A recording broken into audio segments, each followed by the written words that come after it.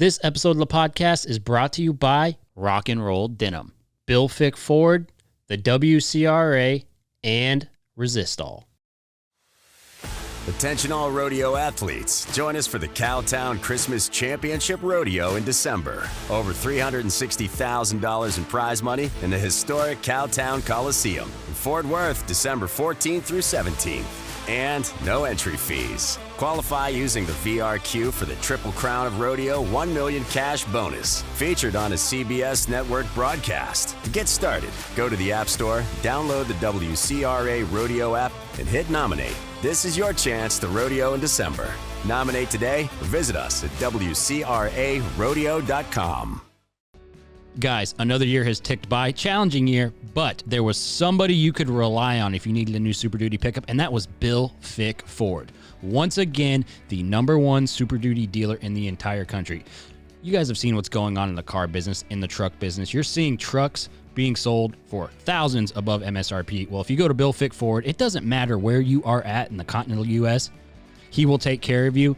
He will stand by the product, and he will not take advantage of you. Guys, Bill Fick Ford is the only place you can go in 2022 for a no-bull discount. Bill Fick Ford. What sets Resistol apart is the legacy of the cowboys who wear the brand. These traditions are passed down from fathers to sons, from heroes to future champions. Since 1927, Resistol has been handcrafting the finest American-made cowboy hats. Generation after generation, we live it every day. Lonesome Rider Coffee Company is a veteran-owned, family-operated business started in 2019 in San Diego, California. Lonesome Rider Coffee is committed to helping the community by sponsoring several youth sports leagues, high school athletic programs, multiple veteran nonprofits, and they've created fundraising campaigns to raise donations for breast cancer all year long. Lonesome Rider Coffee is sourced directly from coffee farms all around the world. Their coffee is roasted per order in small batches without harmful additives or artificial flavors. Lonesome Rider Coffee Company believes that the best tasting drinks must come directly from the earth, from organic and sustainable sources. This allows their customers to receive the freshest and most delicious coffee directly to their mailbox or on the shelves. Visit LonesomeRiderCoffee.com to check out all their different blends, including their 6-shooter dark roast blend. That's LonesomeRiderCoffee.com. This is The Gauge with host Chance Conradou. Are you freaking serious? It's Conrado. This is The Gauge, and I am Chance Conrado. On this excellent episode of the podcast, we have got the dudes from Cowhorse Full Contact, Russell Dilday and Chris Dawson. This is part 1. Check it out. Is it now? Is it now? No? What about when we kick in? That's the one. How about us? Yeah, well, I could barely hear you. Oh. Well, I can adjust too, so. Yeah, no, it's all good. That's way better. We're good. Yeah.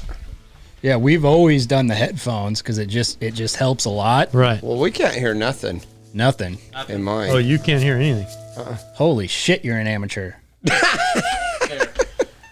Are they coming unplugged or what? There we go. Well, I had to Better? unplug them for the board early this They're- weekend. So. Oh, yeah. You got me now, Yesterday? Russell? I got you, baby. You got me? Yeah, And I don't need to be that close. not to that one. Not to that one. Russell, it doesn't matter what mic you put Russell on. It's like laser into the microphone. Pow. Crazy. I mean, he can blow the I hate circuits. hearing me. He can I blow- can walk over there and sit on the couch and do one. He was literally, when we did the girls there at the Cowboy Channel the other day, he wasn't even on a mic. What girls did you guys talk to The- after Metters left? Well, they were It was his, in between. Yeah, what it was, Cheyenne and Taylor and one more. the married one. Yep. Oh, Stupid. I know. It was a decent name to remember too. Missed it. It'll come to me. Well. Well, guys, you've been talking to our team about us doing an episode for, I mean, it was a long time ago we been talked a minute, about doing yeah. that. Back when I was young. Yeah, you did look a little different. You had more hair. It was a real weird time. Yeah. Yeah. Yeah, they were teaching about socialism in I've had school back chemo. then. With a negative connotation. Yeah, they did. Yeah, it wasn't so positive. Yeah. There was no, by God, I think this will work this It time. wasn't the future. It wasn't the alternative. Yeah. The future like it is now. Yeah, it was okay to eat a It steak. was like, hey, this is why you didn't. Yeah. It was like, you guys know this is all theory, right? Apparently not. Failed theory. Yeah. Proven over and over. God, I hate that patriarchy, though. Jesus. Fucking white men. They're everywhere. I just don't get it.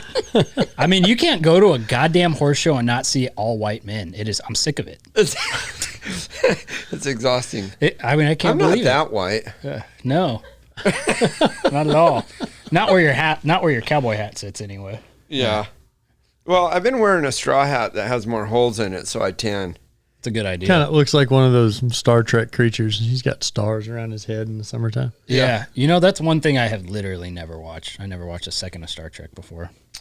Really? The movie? Star Trek, with, Star Wars. I mean, I've seen Neither one. Star Wars, Oh, but right. I've not seen Star Trek. Yeah. The Are they Star similar? Trek I don't movie really know. was pretty good. With Pine, the latest one. I haven't seen that. That Pine guy.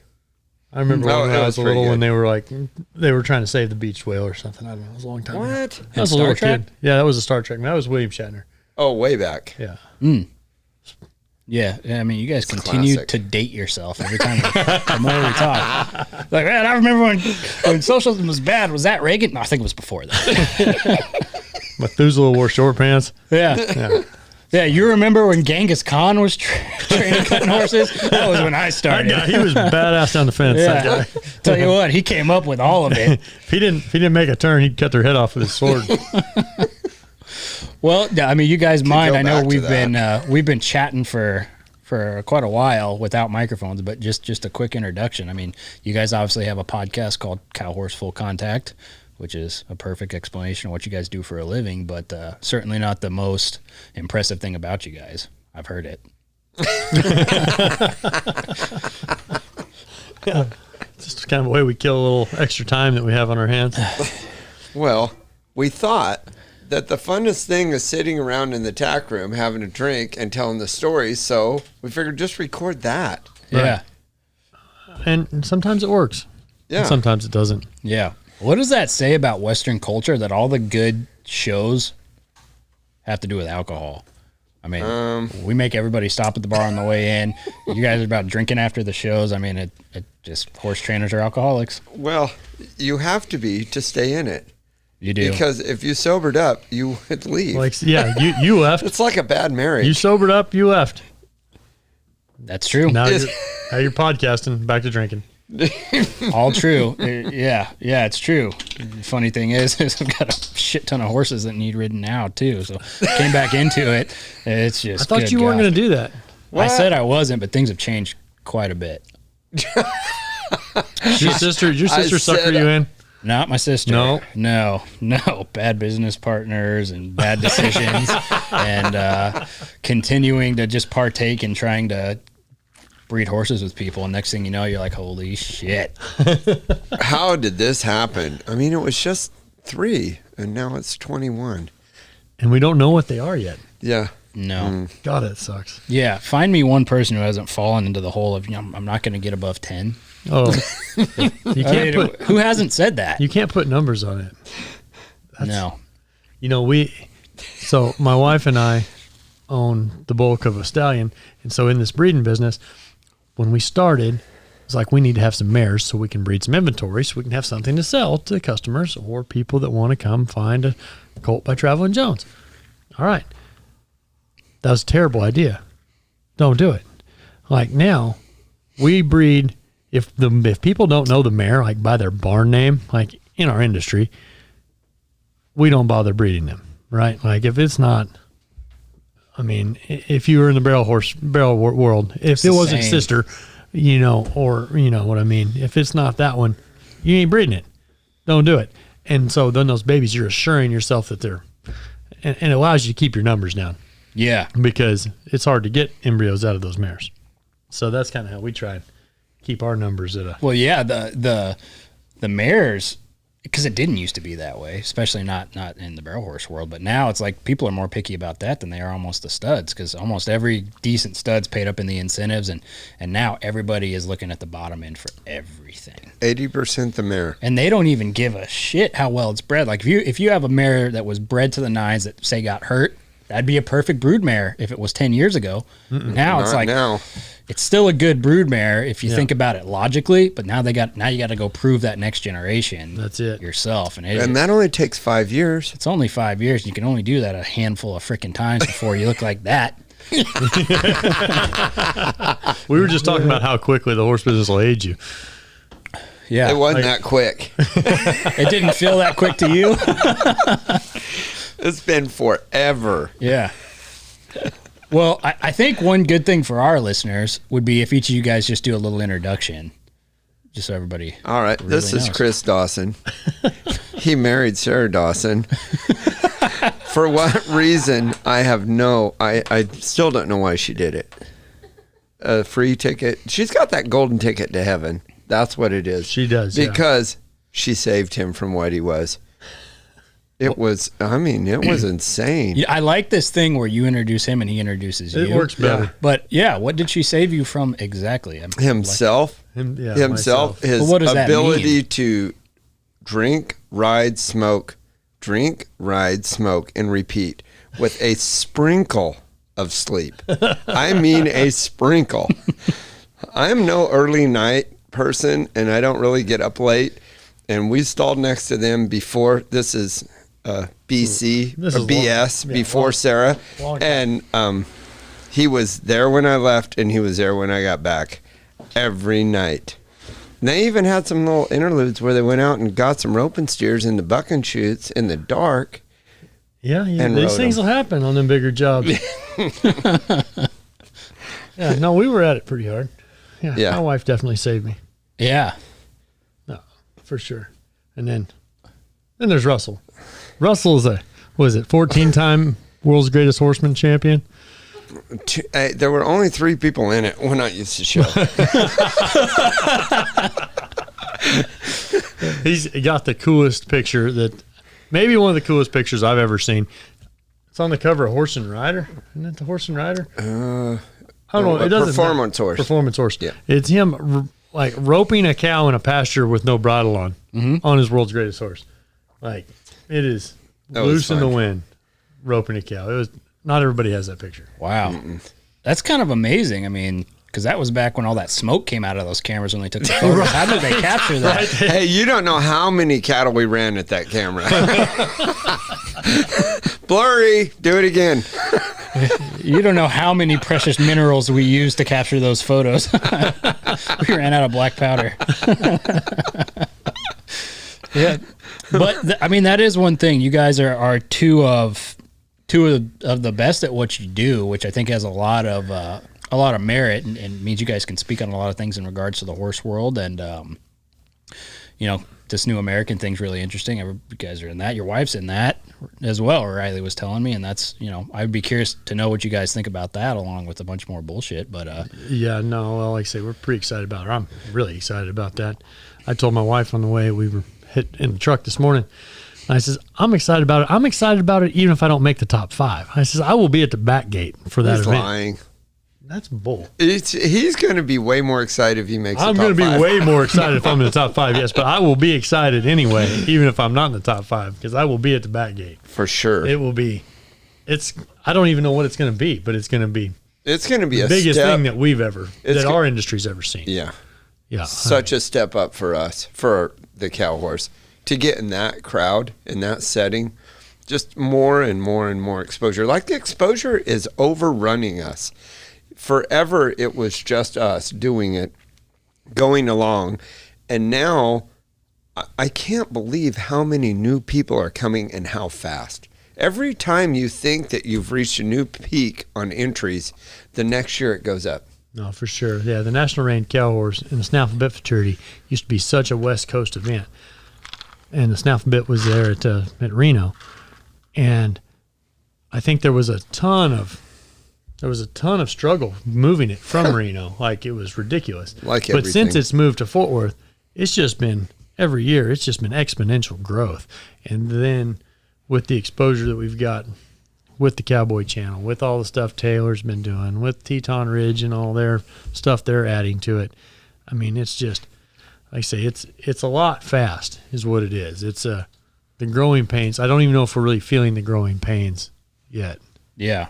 I mean, I was a little shocked to hear, I guess with Teton Ridge taking over the American, I guess it made sense, but I think it caught a lot of people by surprise. It certainly did me, and I'm really, since it'll be their second year, the first year of their American, it was a little rough. They did some things like black barrels with black banners, and, you saw that there were problems with that in those events, but they moved it to Globe Life, which we already did an NFR on Globe Life, and it went down awesome. I think it's going to be such a better venue than what, AT&T was. Yeah, I don't have much opinion on that. I haven't ever performed an event there. I went and saw the NFR there, and last year was the first time I'd been to the American to watch, and I don't know. It seems like on the Book of Faces, it seems like the rodeo contestants are excited about it moving. They are. Well, because most of them who will be there will have already been there, and it's not that weird split up setup. And like for barrel racers, ropers, like there's all this blind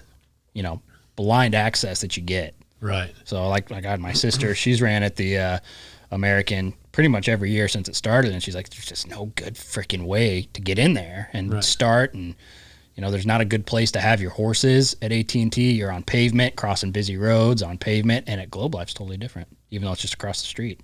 So it is in the city there. Yeah, it's right. I mean, they're right next to each other. Yeah. I do remember at the American thinking, well, especially watching them barrel horses, the way they come in there, and like they were having to run, and they had the tractor, I think, parked right behind it. They did. And like running straight at it. I'm like, man, if I was a horse running at that right now, it would be really hard to figure out what in the world. Oh, you saw it though. They were like, nope. Yep. Right. like 90% of them were like, no thanks. It's amazing too what the difference will do. Like when they hung that Yellowstone sign, like we'd been in the John Justin all week at Snafflebit a couple years ago, and they did the filming for the Yellowstone. And out of the blue, and I take some of the blame here because I was the first horse out, but I can go over there and we're going to run in, and I look down there and there's a new banner that hadn't been there all week. And like them horses have been in and out of that arena every day for 10 days. And now we're going to kick them in here where they've already shown, the cows already come out down there, and now there's this big black monster hanging right there where they know there's something coming out at them anyway. And it was ridiculous. I'm like, well, I guess we'll just go. Well, after I started, then everybody else had to kind of continue. And it was a shit show, to say the least. I mean, like I say, it's just weird how those things people don't, especially some of those production companies. Well, they don't think it's not their business to think about what that horse is thinking. Oh, and they don't care. Situations. They don't care. It's like it's marketing over everything when you're dealing with production companies on literally anything. Yeah, that was shocking though that night. And then Taylor come up and paid everybody that made those finals winners purse. Yeah. That was. Only production company that ever cared that much. Yeah. He made crazy. If you didn't like Yellowstone, you liked it that night anyway. Yeah. I mean, it seems like he's a pretty honorable guy when it comes to his involvement in the industry. Well, he's damn sure done some stuff. We had a friend that got cancer, bone cancer real bad, and so we did an auction at a pre-fraternity that we put on, my wife and I and a friend, Jake Gorel at Vegas. The NSHA. And Taylor got on and donated time on the set in Yellowstone. Whoever buys the slot will be in Yellowstone and get to meet all of the main stars in the show. And just like went out there, got on a cell phone, cranked out a video about it. A sweet video.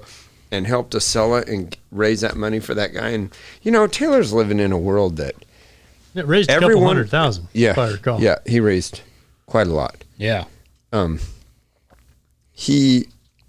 Everyone wants a piece of his time. He's at a level where there is no downtime. It's just what you're going to spend your time on, not when you're going to spend your time. And to take the time to go and help us with that said quite a bit to me. And he's even lately come and helped again.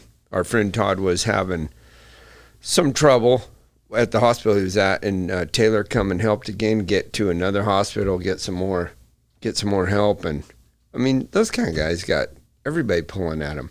To tear away and go do that, it says a little something. Yeah, that's good context because, I mean, him, Thomas, the Teton Ridge thing, I mean, they've been it's died down a little bit, but gosh dang, when they came on scene, they started with you guys way before they got involved in our shit. But, I mean, the things that people were saying, the Western industry is gone, they're buying it all up to shut it down. He donated to Hillary Clinton, he did all this, and I'm just like, God, you guys don't understand a gift horse when it's hitting you right in the mouth. They could pour this into anything, and they're choosing to do it for this industry. Yeah. Well, maybe they're right. Maybe that's all going to go that way. But he's a heck of a lot nicer about none of the people that are trying to take it away from us. Right. So, whatever. Yeah. Yeah, I mean, at least they're investing in it first. A little bit, yeah. Most of them are just trying to kill us. They're usually just trying to kill us. Yeah, they really are. I mean, it's real bad. It reminds me that, I've got some friends, too, that if you handed them a gold bar, they'd complain about how heavy it was, And so, oh, God, yeah. I mean, it's kind of the same deal. Like, shoot, fire. I mean, they're doing so much. And, like I say, I try to remain cautiously optimistic that everybody's on the up and up, and it's all for the greater good. Yeah. But, like I say, whatever it is, we're going to ride this wave. We're going to ride this pony while she bucks anyway. Yeah. Yeah. It's sure. It has. It's done so much good for us with just the exposure, and with the COVID thing and the lockdown, a lot of people change their whole mindset on life. When things like that happen, country western music and blue jeans go through the roof. The Western lifestyle goes through the roof when they start locking you down and making your interest rates high and all that stuff when the trouble starts happening. Well, Taylor comes out with that show. It's still, is this season 5? I don't think it's started yet, but they're going into season 5, Season 5. Still leading. I mean, there's been no Westerns forever. Oh, forever. I mean, and even the ones there has been are like, who gives a shit? Come on. Yeah, you guys are going to sit back. Whatever. That's your favorite one. He was telling me that. Yeah, I don't know. When are we going to Montana, Russell? Yeah.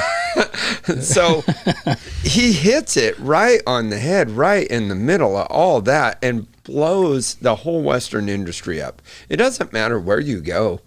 It doesn't matter bell racing, team roping, cow horse reining. It's all blowing up. Man, and that had a big help. They gave almost every discipline a little bit of screen time in that show, too. Yeah. Yeah, and there's another thing. What does he need to do that for? He's number one Western. He's a number one show in the nation. He doesn't need to make time to put all of us in there and help us all out. And that's all it's doing. Yeah. I mean, I think it was the last season, there was like, in the middle of the plot, just all of a sudden, we're just going to have a break and we're just going to work horses for like a solid 5 minutes. Oh, I mean, in a couple episodes. You know what? If you actually liked the show, and I mean, I didn't watch the show until like all 4 seasons were out. In fact, we had people on, and I was like, that was great. I never saw it. That's a great show. I was like, guys, I'm lying. I haven't watched it, but because we had certain cast people on or whatever, and it was like, yeah, okay, amazing performance. What's their name? But It really was excellent, and like every other episode, it almost got annoying. It's like, here they are again running cows down the fence, or here they are again team roping for no goddamn reason. Like, there's Bobby Steiner again bucking horses, like you know what I mean? It's like, but it was really kind of awesome for them to just continue to pay homage to everybody's way of life. Yeah, for no reason, because all that thing is Dallas. Yeah, all over recreated. Right. It is. Wait, what's Dallas? You knew what there was it was. A new version you of knew Dallas what it was. The new version was terrible. Yeah, I think I actually didn't have a TV when Dallas was out. Yeah, was Charlie Chaplin in that? I don't know, it's old. Will Rogers was the technical consultant on that show. But they could just stick with the straight drama. They don't need to have to try and put that in. They could have put an extra commercial in there and made some money. Mm-hmm. That's true. All true. So, I'm glad that they're trying to bring some authenticity to it. Yeah. Because some of those bucking horses that are in there, it's pretty dang good. Yeah. Yeah. Yeah, but I mean, that's like bringing in real cow horse people or real rodeo people instead of doing the camera angles and yeah. trying to Hollywood it. They're just like, here, let's just bring the real fuckers in and let them do it. 2 jumps, it's over. Yep. It actually shows up. And I like that they kill everybody. I do too, because some people I'm just so need to sick and- fucking die, don't Well, they? it's so stupid. It's not they're not gonna gain better. Just get it over. Yeah. Tired You of give it him a already. shot once, What all crying this out loud. stupid? Yeah, let's all give them the gun back, and let's put our gun down when they've got the gun. I'm so sick of that stuff. Go in there and shoot them. That's what you would do. You know, we were in Austin yesterday doing a podcast with a guy named Tim Kennedy, and he's a UFC fighter, Green Beret, Army Ranger, author, just crazy guy. Like hangs out with Joe Rogan all the time. He's just a really just American motherfucker. But he done all kinds of tours with the special forces and military contractors. They they hunted down Bin Laden's number 2 and killed him back in like 06. And what was that guy's name? God damn it. Anyway, it's a book that if you guys like audiobooks when you're driving, you should listen to it. It's called Scars and Stripes. I mean, it's a great book. But we were in Austin doing a show with him, and he just has this great line where he's like, "Bad guys just need to die." That's Like, it. that's it. They do. He's like, I don't feel bad. They're bad guys, and they needed to die. Yeah. And it's as simple as that. And It's a guess good what line. happens when they don't? Yeah. They keep doing what They they get were worse. doing. Yeah. He was telling me that about when they got Ty, can you look up what Bin Laden's number 2 was? I don't know why I can't freaking think of his name. He says it in the podcast a bunch, and it talks about it in the book all the time. It was a main point, but I can't freaking remember the name. Number 2. I'm not even going to try. Second in command. Yeah. Come on, Ty. You need to take a shot at this pronunciation. You can do it. I can see it in your eyes. You got it. Knock If that you out, can Ty. just try it, I'll know. Come on. You don't have to put an Whoa. accent to it. You can just read it. Just read it. Alzahari. Alzahari, yes. Alzahari. Yeah. Anyway, this guy. I don't know not if you gonna guys care. I mean, he's not coming out. He's Well, dead. I want to say it right. That's He's just my dead, thing. and so is his boss. He's by not the way. getting any older. Yeah, double dead. Yeah, double dead, double tapped. That's the number one thing I learned. Every time I get to talk to Special Forces or Navy SEALs people, it's always a double tap. It's never one shot. It's always 1, 2, 3, half empty clip into somebody. Why would you ever not make sure and just Right. walk away? Yeah, I don't understand that. I don't know. That's why they're the Special They're Forces. getting paid. I know, but the movies, they're getting paid millions of dollars to create that crap. Could you not think about it for 5 seconds? You think about this though. He just raped your family and killed 7 people getting there. And then you're like, oh, it's not worth it. You ever I'm not gonna you ever kill think him. about Hollywood and how anti-gun Hollywood is, and yet all they do is put in guns and violence yeah. in movies like crazy. Exactly. But it's funny when you talk to military personnel who have like high kill counts. I mean, that's probably my favorite thing about this show is that we've been able to talk to. I mean, we've had a dozen or more high-level military personnel on here, whether it be the guys from Benghazi or a guy like Tim Kennedy or Navy SEALs or whatever. And the thing they always say is like it's not like the movies. They just drop. There's no movement. There's no nothing. They just drop and there's holes. And you don't think about it. You just walk over them, go to the next target. And it's just like it's really interesting to get to talk to high-level military personnel. But those guys are better shots than me. So they probably wouldn't just drop. yeah. It might take 3 or 4. Oh yeah. And if it's the right person, it might take 7.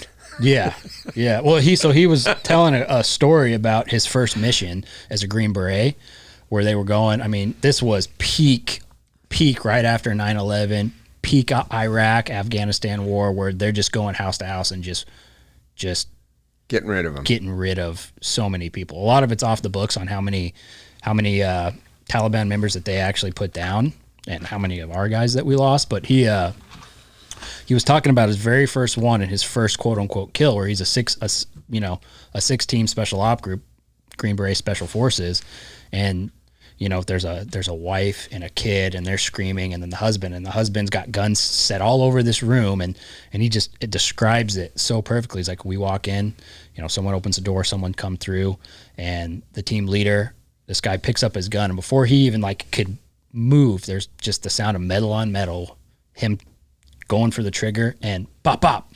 And then like 6 more double taps. And he said everybody was so on, these special forces guys were so on, that if you didn't know what you were looking at, you would have thought you only saw 1 bullet hole, but it was like 13 or 14. So they all hit this guy within 0.2 seconds with 2 shots each, right in the heart, just dropped. Wow. And he said that's how precise U.S. Special Forces members are, Navy SEALs. It's like they're operating at a level that like civilian people like us, we don't even understand the level of discipline and precision most people have. Can't grasp it. No.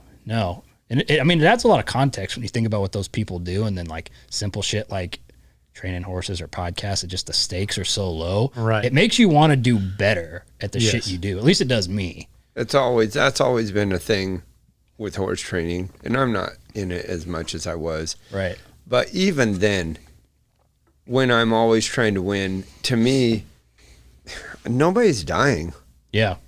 much when I mess up. Right. I mean, I've seen somebody die in the arena, but it's just so seldom compared to that. When you mess up and your friends could die, the ones right next to you, that's real weight. That's real. I have to perform. Those are stakes. Those are real stakes, man. Yeah, my brother-in-law is a rescue swimmer in the Coast Guard. Mm-hmm. It says on his arm, "So others may live." Yeah. I mean, that puts some stuff in perspective, right? Like, okay, and I'm gonna go ride horses every day. Yeah. Like, we just, me and Sarah just kind of got partnered up with a deal, War Horses for Veterans, that's out of Kansas City, and they bring in veterans, and it's not like you're down the, little trail ride therapeutic riding. Like, they bring them in and like they start them bareback in a round pen, right? And like make them get on the ground and work them horses, and then put them a horseback bareback, and like they have to turn loose, right? And so they're like, well, what's the deal? I'm like, well, we would love an opportunity to give back. Like, we don't get very many opportunities to give back to that part of our society. Mm-hmm. And so to be able to kind of partner with a group like that, we're really excited about that going forward. Yeah. Guys, rock and roll denim has absolutely changed the game when it comes to the performance and style in Western jeans. Top competitors like Shad, Tim O'Connell, Shelly Morgan, you name it. Your boy right here, we're all wearing rock and roll denim. Inside and outside of the arena. It gives you the flexibility you need to win, as well as looking absolutely great in your interviews, appearances, whatever it is you're doing. Even when you're just doing podcasts like me. I had a chance to go to Rock and Roll Denim's factory the other day and pick out all the pants I wanted. Here's the thing. I got to try on a bunch of their new jeans. I love the men's Revolver jeans with the Reflex stretch technology because they're comfy. They're not stiff like some of the other jeans. Go check them out at rockandrolldenim.com or follow Rock and Roll Denim on Facebook and Instagram for the newest trends in Western fashion. rockandrolldenim.com. Yeah, it's one of those, and that's an important thing that a lot of, because everything's inherently selfish, but I mean the horse world, it's just kind of built that way. It's a luxury business. It's a luxury business. Yeah, it's kind of like sports cars, really. Like it is that luxury business, and you get so wrapped up in even this. I mean, I'm sure when your guys' podcast started taking off, you're like, God damn, that's pretty cool. And you lose perspective on this type of stuff. And man, like, freedom isn't free is a real fucking thing. It's weird to think about. It's for real. Yeah. And people what irritates me is when they start judging people that are in those spots. Yeah. That makes me a little bit beyond furious, because most of the people that are judging so everything is split seconds between you die, they die. And even when there's some collateral damage and stuff, this is right now, and if you make that much mistake, your buddy's dead. Most of the people that complain about the methods could never deal with that kind of pressure. Ever. No. They could not. Put your family on the line, because that's what those guys are to one another. When as close as me and Chris are, if we were in those kind of situations, we'd be 4 times closer. Yeah. When you're under right. those kind of stresses, you get so close. And then just imagine you living with letting that person die, the one right next to you. You can't live with that. Well, I mean, that's why they come back with the traumas they come back with. Yes. You know, and I mean, gosh, it's so funny. I mean, just talking to Tim and realizing it was only like 10 to 12, 13 years ago that this whole PTSD thing was not taken care of very well. And now they're starting to, but it's crazy. And most people can't even fathom death to the point of I have to put my dog down. I know what? You Yeah, know? no kidding. Come on. And I'm going to tell you what happens. When those people, when we don't have somebody killing them, they're going to come over here and eat us. Yeah. Because we're fat and easy. That's what this it gets when every society, when it gets fat and easy, someone out there starving comes and eats him. Yeah. That's the way it goes. So if you can't keep a hardness to you, you're going down. The evil never ends.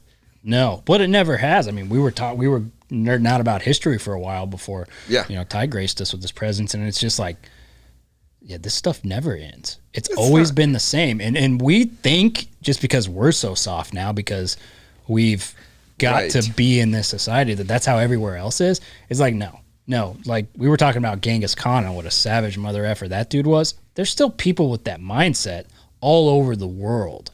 And he's not on our southern border. There's people right coming now, from there you go who live down have there. that mindset. Yes. And they will eat your shit alive. Right now. Right this very second. There's a real thin line between our society and what it could fall into. It's pretty crazy. And even Genghis Khan, he's not savage in that time. The whole world is that way. He's just the one that won. Yeah. All the people he was fighting against and conquered were just as savage as him. He managed to redefine warfare with horsemen. Yeah. That's all he did. That's literally it. Cavalry and archery. Yes. Horseback archery and cavalry. That was the whole thing. Yeah, they're just people living in tents. The Europeans and the Asians are so far beyond them in technology that it's insane. But he creates the cavalry.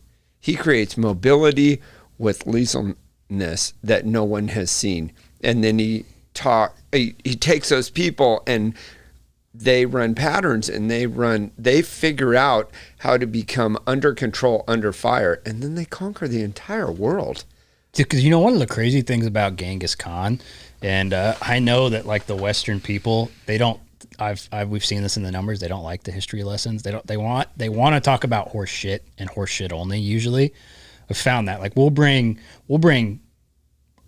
superstars outside of the rodeo world on the show or outside of the horse world, like real famous people, and everybody be like, Skip, really? You guys crazy? Right. Like, you could really learn something. But when you look at like guns, most people don't know that started with Genghis Khan, right? Because the Chinese empires had the black powder, and then the Europeans had the metal work, and they started combining those things to create cannons. Yeah, so that started with the Mongols. Yeah, and Genghis Khan. I mean, they are villagers. They have nothing. They're nomads. He learned how to breach castles. Yeah, I mean, he had no idea in the beginning. They never built a single stronghold. Yes, the entire time he was ruling. He just nomaded around. Nomaded. Yeah, they just went from horse show to horse show, basically. It was insane. That's what they did. And people don't even understand that the cultures that he changed. He's the first one to give women's rights within the Mongols because he sees his bloodlines of his greatest warriors, they die, and then that whatever they've built just disperses. Mm-hmm. So he gives ownership to the women, and he's the first one to make death for rape for a Mongol. Yeah. Not for anybody else. But within the Mongol society, if you raped a woman, they just killed you. You didn't get to treat women like that. He realized that they were the name that he could carry on and keep getting children out of that woman that were good soldiers and good for his cause. Yeah. And he's doing that before the Europeans have as many women's rights as he does. Oh, and the absolutely. Chinese absolutely not at all. They still don't. His people actually loved him. Loved right? him. Like he had a long life for what he was, and he did have the traditional fall that like an Alexander the Great had. Yeah. Alexander the Great died when he was like 26. And he went crazy with conquest and overthrew his father, and he conquered a lot. But I mean, they don't actually know how Alexander the Great died, but they assume that his men just turned on him because they're like, we're just not doing this shit anymore. They didn't like him no more. And Genghis Khan was, we are not losing a man. Yep. Like, they didn't just stand people up and let them die to gather ground, unless it was the captured soldiers that they marched up there to see how the, see how the other people killed them. Then they changed. But his,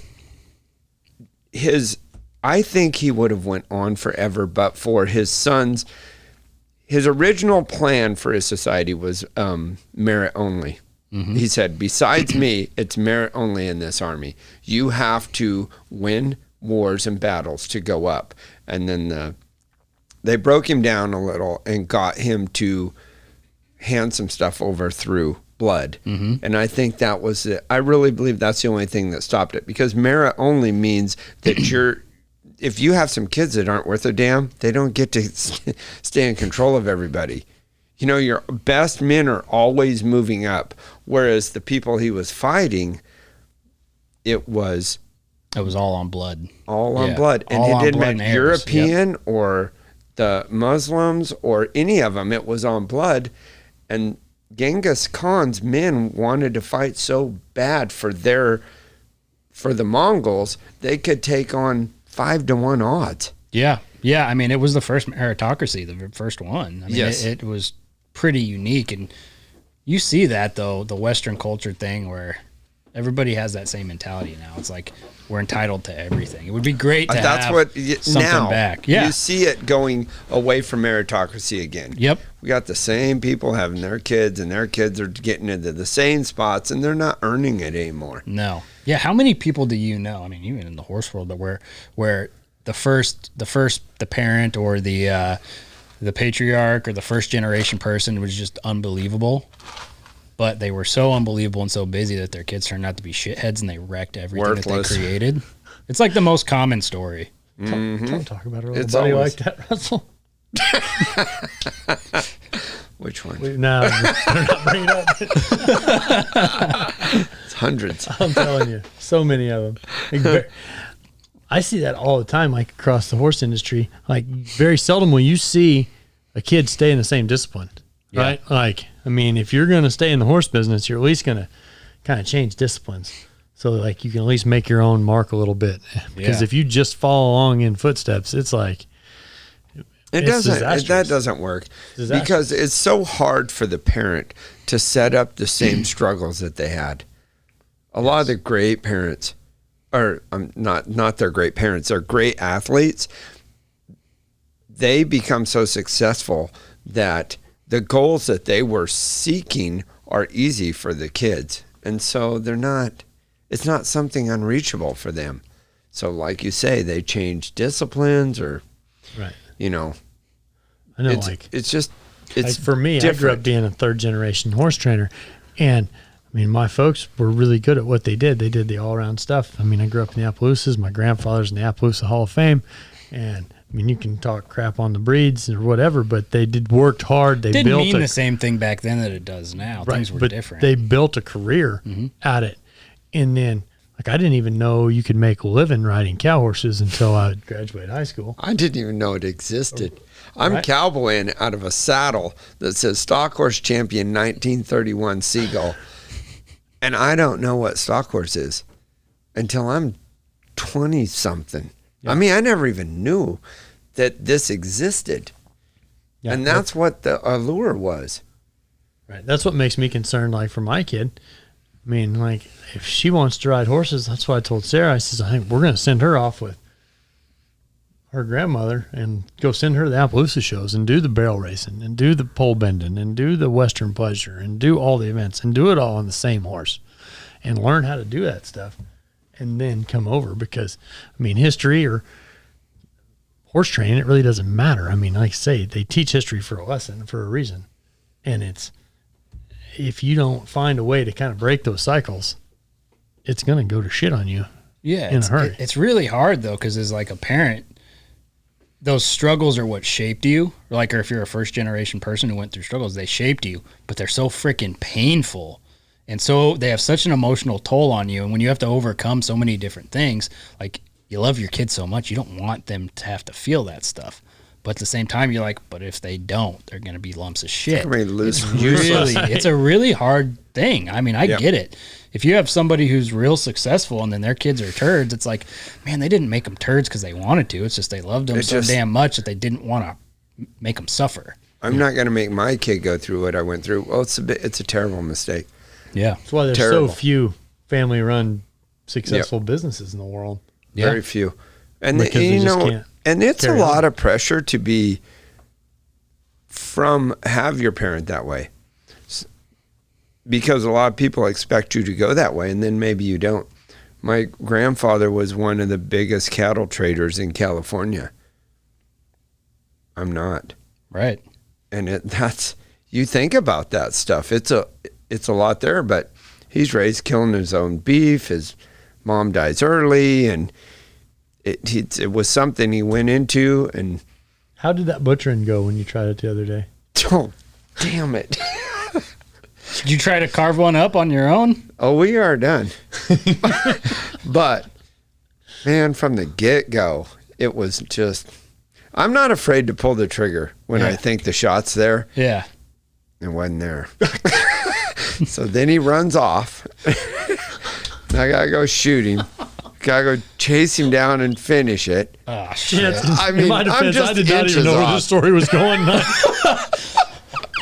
I just am trying to figure out what we're talking. We're talking about a cow, right? Yeah. So then he's so damn big, because we've been gun and butchering for a year, and it just keeps getting put off. Well, then the forklift won't go high enough to get him off the ground, or the skid steer. So we manage all that stuff.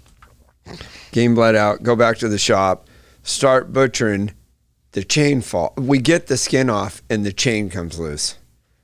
So we drop him. So then we got to go through, got to get all that straightened out. It's the reason we named the podcast Cowers Full Contact, because we didn't think shit show was appropriate. We finally got it done. I don't want to steak off this cow. This thing's going to taste like shit. Oh, the steaks were unbelievable. Are they good? Oh, man. I have a row of, a picture of ribeyes. Or fillets that is from here to there. Yeah, because don't they say, like, you want the least trauma possible on the animal to make sure that there's not, like, adrenaline in it? Is that some bullshit? That's bullshit. Someone said that. They don't know everything. They don't. They don't know everything. It's all theory. Exactly. That does sound like a traumatic experience, though. Well, they're pretty knocked out. The first time I ever shot a steer, my dad wasn't there, and we had sold one to a Mexican labor camp. So the guys came to get him. I'm not there. It's not a cell phone era. Right. So they have me go shoot him. Well, at that time, I didn't know much Spanish. And they didn't know any English. So they're telling me where to shoot. And I'm thinking it's straight between the eyes. Well, for future, it's not. It's above that. Mm-hmm. So I drop him, and they drop just like you shot him dead. And they are screaming in Spanish they're overwhelming me. And finally, they're pointing right there. And so then I shot him, and it's actually the same. Did the cow start bellowing again before you shot him again? It didn't. Oh, we've done that a time or two. It's like it's the same as killing them damn near. They're just not dead. Just need to put a bullet in it, which is better than Mark Matson. When he called me, because for some reason I wind up being a horse executioner out in California. Like when bad stuff happens, broken legs. Ty heads up. Yeah. This might be an edit. Yeah, we don't edit. But you know what? Anybody who's been through it is so goddamn traumatic. When you have an accident with a horse, there's nothing freaking worse than that. Terrible. So these people call to have me. They've had a bad deal happen. I can't remember. This horse is tied up or broke a leg, and they need someone to put him down right now. And I'm not home, so I send Mark. I tell him where my pistol is. I tell him how to draw the mark. I tell him how to shoot the horse. It's birdshot. Oh, fucking. It's not funny, but it is. Oh my God. So then they're screaming at him and he's like, hey, why didn't you kill it? I mean, I'm just trying to help you out. I'm trying to help everybody out. Somebody give me a bullet. So they did, and it didn't. But that horse was in so much pain. It was, at least that knocked him out. Oh, God. And then they got it done. But hey, life's not, it's not like the damn television says. There's stuff goes on out here. Oh, I mean, And you got to deal with it. you do, but most people are not equipped to deal with that adversity. I mean, we're just these dulled down versions of what we used to be as just creatures of the world. Is not a great way to say that, but I mean, like, your average person is not going to, even if life depends on it, they're not going to pull that off. No. They're just not, because they've never been exposed to kind of what the dark stuff that goes on in life. To anything. You know, there's a benefit that we all who grew up in that, in the Western environment, ranching, hunting, even fishing. I mean, good God, I've seen people squeal like they can't kill a damn fish. Mm-hmm. Oh, you've seen it. Yes. You know, a girl or your girlfriend or whatever. It's like they can't even bear to kill like just the fish that doesn't even blink. You know? And I'm very soft-hearted. Yeah. Have been my whole life. But when it comes time, it's just, that's different. Yeah. That's a different world. When it comes time right now, I can pull that trigger. Well, because you got to think about, like, what's more important, your emotions or the suffering that's happening. That's happening in front of you. That's right. I've killed one of the greatest things I loved in my life because I knew that there's nothing but suffering ahead. And that's what I would want for me. When you have to put your own dog down or your own horse, I mean, them are dark damn days. But you gonna let them suffer? What kind of a person are you? Yeah. That's what so much of society that's making so many decisions doesn't know. Yeah, they've never made those decisions Well, on any level. And you can't learn that in a college course. You can't learn that if you go from university to real life. And really, the most places in regular, what I call normal people life, which is not what you guys do or what I do, or we're not anything. I mean, but if you look at people who rodeo, people who have ranches, people who train horses, people who do that, it's like we all grew up non-traditionally based on the rest of the population, right? It doesn't seem like it's normal what we do, but it's not to normal people. You know, there's another, in this country, 300, I mean, I don't know how many people are in the Western world, a few million, I would bet, but there's 300 plus million other people who have never seen it, never been exposed to it, and don't understand it. And those are what I call normal people. They don't get it. They don't have anything to even to pull from to come up with those ideas. No. You know, I think 2%, ag is 2% of the population. Mm-hmm. Something like that. Yeah, because the thing they always say is 2% is feeding the other 98%. Exactly. Yeah. So how do the other people even figure it out? The life and the death, all they're looking at. And now it's even worse with the phones and computer screens and just presented realities. They don't have any touch to reality, to life and death, and other than within their families. If you die in your video game, you can just pay $5.99 click, and get a go new again. life. I want another round. Yeah. I mean, you can sit there and play Call of Duty or whatever, and you every 3 seconds you respawn. Yeah. You're back. And that's not how that goes. Life. But I kind of goes full circle, right? Because we're talking about like Yellowstone and all that, and why it's so popular. It's because even these people who don't know, they crave it. They crave that because it's still in our DNA. I mean, human beings, depending on what you subscribe to, whether that's Christianity or even evolution. Let's just go right down the middle, because I'm Christianity, obviously, and I'm sure you guys are. But even if you go the evolution base, you're talking a few thousand, 100,000 years. That's no time. If you even looked at Charles Darwin's book, he's in there like 62 billion years. So even if you look at it through that scientific lens, it's like our brains are no freaking different. So we still deep down want to be what we used to be.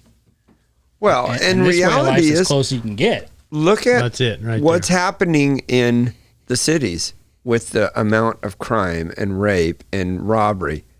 You can't get away from reality. No. There's always someone that's going to come and eat you. You can never stop that. That's why that whole world peace thing is the dumbest crap I've ever heard. There is no world peace, damn it. There's not. Someone's having another Jeffrey Dahmer.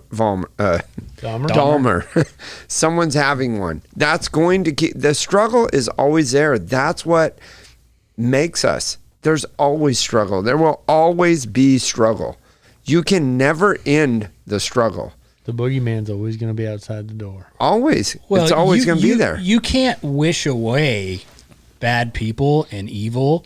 You can't wish away bad intentions, right? You can't. It's like there's a reason we're all so fixated on heroism, and like there's a reason Marvel's so popular and all that crap is because deep down people, they want to be a good guy, like most people. And most people, like, I don't know about you guys, but I get more emotional over heroics than I do sad shit in movies ever. I always have. And the idea of the good guy coming through a struggle and like triumphing, whatever that looks like, you know, whether it's like, you guys remember the movie Seabiscuit when that first came out? Tell me one horse person who didn't just fall into a ball. It wasn't from when he got hurt. I didn't give a shit when he got hurt. Right. It was when that horse won that freaking race. Yeah. The little guy coming and winning and it hits home because it's a horse and, you know, the heroics and the battle won. Like, that's what hits most people. Yeah. That was probably the last big horse hit that we had before Yellowstone, really. Could be. That would have been I don't mid-90s. remember. I know they did the Secretariat one, but it wasn't as good. No. The Seabiscuit one was Seabiscuit huge. was just such a great movie. Yeah. Yep. But, It was. I mean, you're right. I can't think of another horse thing. Before that, it was maybe 8 Seconds. You know, Right. Lane Frost, that was a good one. That one Yeah. did the same thing. But Warhorse, I'm not sure. I'm just Warhorse was Decent. excellent, Yeah. actually. That was really That good. was good. And it did the same thing. But still, it's all based around heroics in one way or another. That's it. And so people crave that.